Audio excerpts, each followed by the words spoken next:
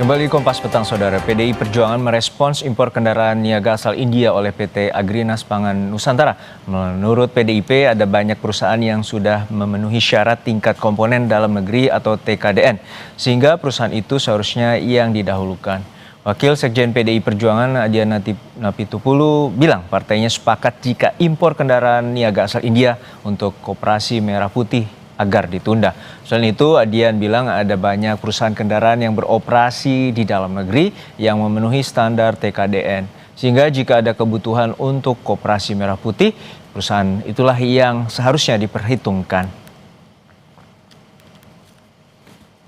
Mobil pickup India, kan kemarin daripada ASKO sudah menyampaikan untuk menunggu dari Presiden ya. Terkait dengan itu, ya kita tunggu saja. Tapi sebenarnya kalau kita lihat, sebenarnya kan ada, apa sih isinya? Kalau kita bikin mobil itu ada komponen lokal yang diproduksi lokal, TKDN. Apa tuh TKDN nama itu? Karoseri TKDN. Kandungan dalam negerinya lah, gitu loh.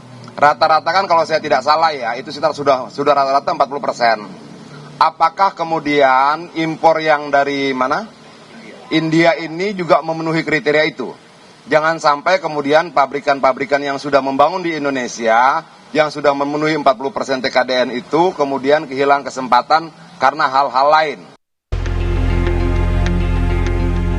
Rencana pemerintah melalui PT Agrinas Pangan Nusantara, Agrinas, mengimpor 105.000 pickup dan truk dari India, terdiri atas 35.000 mobil pickup 4x4 dan 35.000 truk roda 6 dari Tata Motors. Sisanya adalah 35.000 pickup 4x4 produksi Mahindra untuk mendukung target 70.000 koperasi Desa Merah Putih menuai polemik di tengah industri otomotif dalam negeri yang lesu.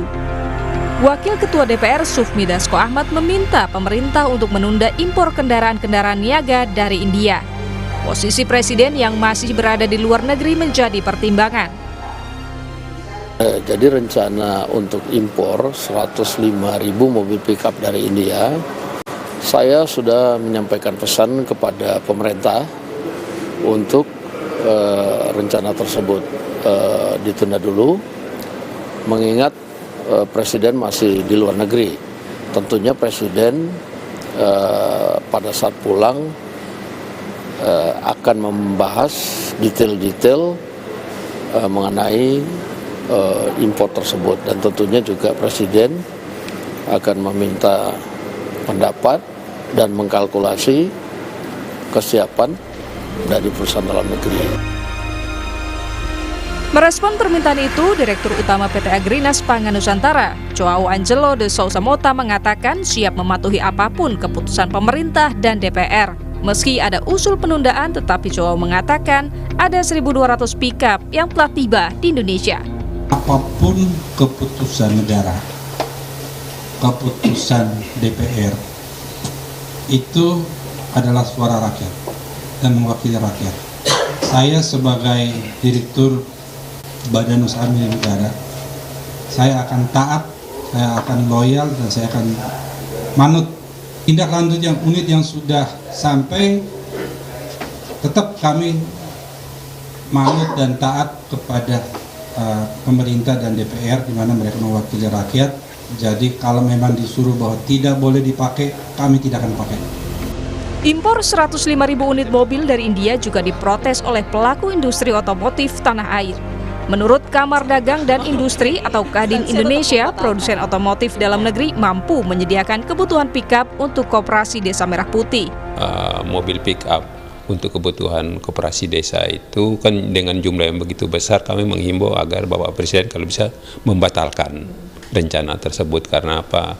Produksi di dalam negeri juga sudah bisa mencukupi dan kapasitasnya jauh melebihi daripada apa yang dibutuhkan. Yang perlu dipikirkan adalah nanti after sales-nya. Kan itu kan begitu masuk tahun kedua kan pasti udah membutuhkan suku cadang. Nah, tentu diperlukan suku cadang. Kalau misalnya mobilnya itu impor, bisa bayangkan berarti nanti mobilnya antar tinggal bangkai. Dirut Agrinas menilai kebutuhan kendaraan mendesak seiring percepatan pembangunan koperasi Desa Merah Putih. Hingga saat ini 30.712 koperasi telah dibangun dengan 1.357 bangunan sudah berdiri dan siap dioperasikan. Tim Liputan, Kompas TV. Ya, Saudara, 1.200 unit mobil dari India sudah berada di tanah air. Sebelumnya, Wakil Ketua DPR Sufmi Dasko Ahmad telah meminta penundaan impor mobil 105.000 mobil dari India.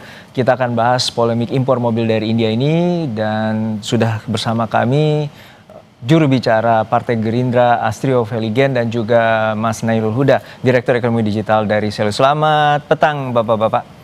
Semoga sehat-sehat selalu. Selamat sore, Mas Bino, Mas Nailul. Selamat sore. Kita ke Mas Astrio dulu. Mas Astrio, ini tentu menjadi polemik dan menjadi sorotan publik. Ada usulan penundaan dari DPR bahwa impor mobil 105 dari India ini, 105.000 dari India ini agar ditunda. Lalu mengapa ini muncul? Karena sudah ada proses pembelian dan pemesanan dan juga sudah ada 1.200 unit yang sampai di Indonesia. Ya, Mas Juno, terima kasih. Memang seperti yang sudah disampaikan oleh Pak Sufmi Dasko selaku Wakil Ketua DPR RI bahwa keputusan untuk mengimpor ini nanti akan ditunda terlebih dahulu sampai menunggu ketibaan daripada Bapak Presiden. Kalau memang sudah ada unit yang tiba di Tanjung Priok, itu memang karena kontrak pembelian itu sudah disepakati dari jauh-jauh hari dan ini memang bagian daripada batch daripada delivery itu. Tapi keputusan finalnya tetap nanti akan menunggu keputusan dari Bapak Presiden. Tapi yang disampaikan di sini Mas Juno adalah kita harus mengerti dulu filosofi daripada impor itu sendiri. Bahwa memang semata-mata impor itu dilakukan di-treat hanya sebagai last resort apabila baik itu dari segi ke harga maupun dari spek tidak terdapat atau tidak dapat dipenuhi di dalam negeri. Maupun kalau kita berbicara dari segi kapasitas produksi, bagaimana kesanggupan industri dalam negeri kita. Dan ini tidak terjadi hanya untuk produk-produk otomotif. Kita kalau berbicara berbagai produk pertanian kita seperti kedelai, seperti gandum, itu adalah komoditas yang tidak dapat diproduksi di Indonesia atau tidak cukup diproduksi di Indonesia, sehingga sebagai last resortnya kita harus melakukan impor. Tapi yang terakhir adalah Mas Juno, perlu disadari juga bahwa memang ini adalah sebuah posisi yang dilematis di mana pemerintah dalam hal ini eksekutif, BUMN, Agrinas Pangan juga harus mengambil keputusan strategis di mana keputusan itu harus tetap mengakomodasi apa yang kita sebut sebagai striking the balance. Striking the balance between salah satunya adalah efektivitas daripada penggunaan anggaran karena kita tahu harga yang ditawarkan oleh produsen dari India itu kurang lebih sekitar 50% lebih murah daripada yang bisa ditawarkan di dalam negeri. Tapi yang kedua di sisi lain juga kami juga sepakat dan kami berterima kasih kepada seluruh stakeholders yang telah menyampaikan keberatan bahwa juga tidak kalah pentingnya untuk tetap menjaga ketahanan industri otomotif di dalam negeri. Nah, artinya di sini apakah ada mekanisme yang terlampaui karena pada intinya industri ekonomi nasional menjadi prioritas dan ini yang selalu diungkapkan oleh Pak Presiden Prabowo bahwa industri nasional harus berkembang dan tumbuh. Nah, untuk saat ini mengapa akhirnya impor ini dilakukan? Ya, jadi begini Mas Juno, kalau seperti yang kita tahu Kopdes Merah Putih itu dicanangkan akan berdiri di kurang lebih sekitar lebih dari 80.000 desa dan kelurahan di seluruh Indonesia, di mana target tahun ini sendiri ada sekitar 60.000 koperasi yang sudah berdiri. Maka daripada itu sebagai bagian daripada equipment atau aset-aset yang akan diikutsertakan dari pendirian koperasi ini merupakan salah satunya adalah pickup, merupakan salah satunya adalah truk beroda 6 yang memang digunakan untuk menunjang mobilitas maupun keperluan logistik daripada koperasi-koperasi desa Merah Putih yang ada di Indonesia. Sehingga mengconsider bahwa ada kebutuhan untuk pengadaan dalam jumlah yang besar karena memang koperasi desa Merah Putih tahun ini ditargetkan 60.000, maka dibutuhkan juga pengadaan truk aset-aset yang sesuai dengan jumlah yang sesuai juga. Dalam hal ini kalau kita berbicara mayoritas daripada pickup truck Indonesia masih 4x2, ada beberapa yang 4x4 tapi memang secara harga kemarin konsiderasinya adalah lebih tinggi dan juga secara kapasitas produksi tidak dapat memenuhi target 60.000 koperasi desa untuk mensupport 60.000 koperasi desa Merah Putih yang akan berdiri. Sehingga kembali lagi Mas Juno, ini merupakan sebuah last resort. Tentu saja yang diberikan prioritas itu adalah perusahaan dalam negeri terlebih dahulu. Tapi satu hal yang perlu kita catat Mas Juno, bahwa Tata Motor sendiri itu juga memang sudah berkomitmen untuk membuka pabrik manufacturing yang berada di Indonesia. Sehingga ini bukan hanya pure import, tapi bagaimana caranya kita ke depannya juga membentuk ekosistem otomotif di mana basis manufacturing dan juga pembentukan dan suku cadangnya juga berada di Indonesia. Oke, saya ke Mas Nailul. Mas Nailul, ini apakah Anda juga melihat untuk saat ini pembelian dan pengadaan impor dari mobil India yang CBO atau completely build up ini tentu akan merusak industri nasional dan seperti apa sebenarnya pengamatan Anda terutama terkait dengan potensi kerugian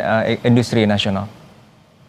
Ya, yang pertama seperti ini Mas Juno, bahwa kalau kita lihat kan di sini ada pernyataan dari Kadin maupun dari Pak Agus Gumiwang ya pada berita itu juga menyatakan bahwa industri dalam negeri itu siap. Nah, Itu yang pertama. Nah, yang kedua adalah ini juga terkait dengan masalah TKDN. Dan kalau kita lihat apa yang diimpor dari India ini, dia fully CBU, artinya memang di situ sudah impor dalam bentuk jadi gitu. Nah, disinilah tidak ada unsur TKDN. Nah, kenapa kita kemarin menghitung terkait apabila ini diproduksi di dalam negeri, itu keuntungannya cukup besar. Karena apa? Karena di situ muncul multiplier effect-nya, Mas Yuno. Multiplier effect-nya ini kan bukan hanya dari sisi perdagangannya saja, tapi industri otomotif kita mampu berkembang, dan di situ ada industri ban, ada industri kaca dan sebagainya, yang saya rasa itu ditopang dengan permintaan yang seharusnya ditopang dengan permintaan dari program KDMP ini. Makanya kita salah satu yang memang menolak adanya impor mobil dari India ini. Nah, yang terkait juga dengan apakah spesifikasinya dia sudah 4x4 ya. Nah, ini yang kalau kita lihat seharusnya juga disesuaikan mengapa butuh dengan spesifikasi tersebut dan sebagainya. Makanya inilah